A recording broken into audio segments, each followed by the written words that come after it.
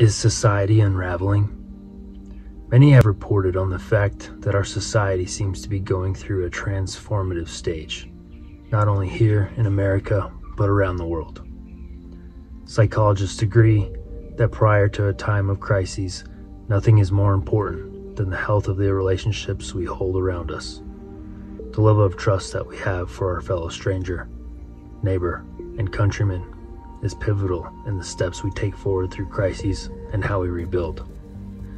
In this video, I'm going to expand on the bonds that have pushed society through times of crisis, and we're going to look at certain parallels of the fall of Rome and challenges we are facing now. And as always, leave it for you to decide what is really going on here. Certainly by now you have heard the news and are aware of the issues that are upon us all, changing the routine way we have been living since most of us were born. It seems that we are in a place in our lives where we face many threats, from food shortages, unfortunate weather events, and a looming global conflict. Mankind has weathered many storms and has proven to be the alpha species of the planet. This has undoubtedly been a blessing and a curse at times, as our solutions sometimes turn into new problems that we couldn't foresee. None of us have a crystal ball to foretell the future, but we are born with deductive skills as we listen to the world around us. The present and past collide in a forecast to our future. No one really knows how bad it's going to get, but if we take a page from history, maybe we'll be that much more prepared for the times ahead. The Great Depression was a hard 10-year period in American history. People were resilient, thrifty, and relied heavily on their community. Potlucks were often organized by churches that aided in a balanced diet and provided affordable social entertainment. Women's magazines and radio shows promoted rationing with dishes like casseroles and other one-pot meals. Community gardens of the time were labeled thrift gardens, where residents could co-op and grow food together. It wasn't odd to see experienced gardeners of the day working side by side with former office workers, pulling together to help each other in any way that they could. Women also entered the workforce in large groves to add an income to the household, which taught children to fend for themselves and be self-sufficient. Welfare at the time became less stigmatized, as numerous families had to enter into the program. However, it was labeled a humiliating and painful experience for many. Men of the day suffered psychologically, not being able to provide for their families. Data from the era indicated that the national suicide rate rose to an all-time high in 1933.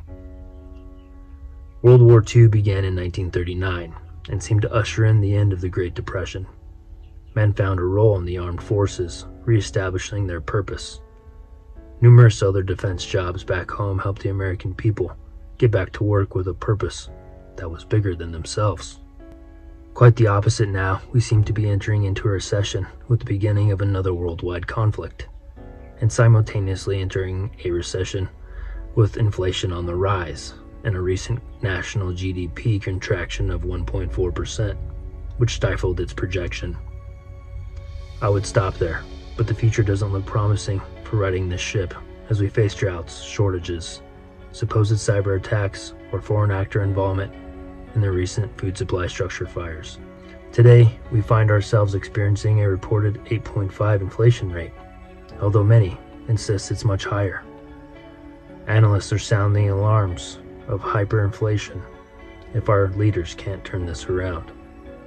Excessive spending from the pandemic of 2020 is an obvious suspect for this. And now we face a global conflict where America finds itself in a precarious situation of supporting its allies abroad with American dollars. It's obvious we need to get spending under control. Why does it feel like the choice has been taken away from us?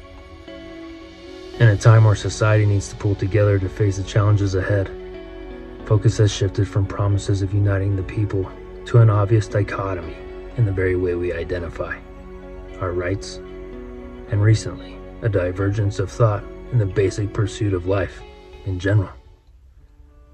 We find ourselves in a time apart from that which our last great struggle began.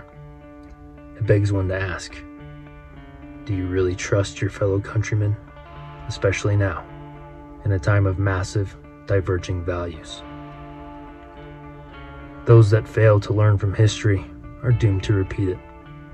Winston Churchill. There are distinct correlations between the fall of Rome and the decline of America that anyone with a basic understanding of history can recall upon. War. America has been in at least one of the 3 stages of war for the past 100 years. You're either in war, recovering from war, or preparing for war. It is my belief that we are in an overlap. The last 20-year conflict in the Middle East, and now moving in an obvious direction, as things abroad do not seem to be de-escalating anytime soon. In a time where supplies are short and manufacturing is slow, it sure would be nice to have $80 billion worth of military equipment to send to our allies or have in a strategic reserve. However, the current administration is looking to spend $33 billion more to protect a border halfway around the world when we cannot even protect our own. Compromise. The 2 parties in our country have been at war with each other in recent years to the point where the American taxpayer has funded an investigation tying up our legal system for months, with no return on our investment. Just further divide in the constituency of the party. The Romans suffered the same when they failed to find resolve between the common people of the time called the populars and the optimates, the elite. Most Americans here just want to live their lives, raise a family, and have their little slice of the American dream. But that future is being stolen as our elected officials spend more time fighting with each other than they do for us. Collapse of the middle class. As our jobs are being shipped overseas or replaced with advancing technologies, the American middle class, once hailed as the backbone of the economy, is being priced out of one of our most basic human rights, the pursuit of happiness. Just before Rome's fall, they experienced labor being outsourced to newly conquered lands through slaves and cheap labor. Interestingly, those workers usually had less rights than the average Roman as well. Corruption from investors abroad and domestic. As the fortunes of Rome's elite grew substantially from foreign lands, Roman policy was shaped to facilitate these fortunes. In the past century, foreign embassies, agents, and lobbyists have proliferated in our nation's capital. As one specific example, a foreign businessman donated $100 million to Bill Clinton's various activities. Clinton, quote-unquote, opened the doors for him and sometimes acted in ways contrary to stated American interests and foreign policy. American billionaires and corporations increasingly influence our elections. In many cases, they are only nominally American, with interests that are not aligned with those of the American people. Another coincidental marker before the decline of the Greek and Roman civilizations is the appearance of gender fluidity and sexuality. Also, an evolving view of masculinity. Artistic depiction of the time shows us that there was a shift in the dominant culture and view.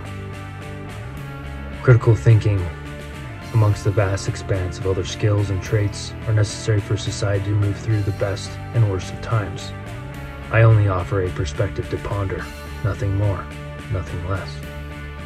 In the end, the choice is yours to make. What is really going on here?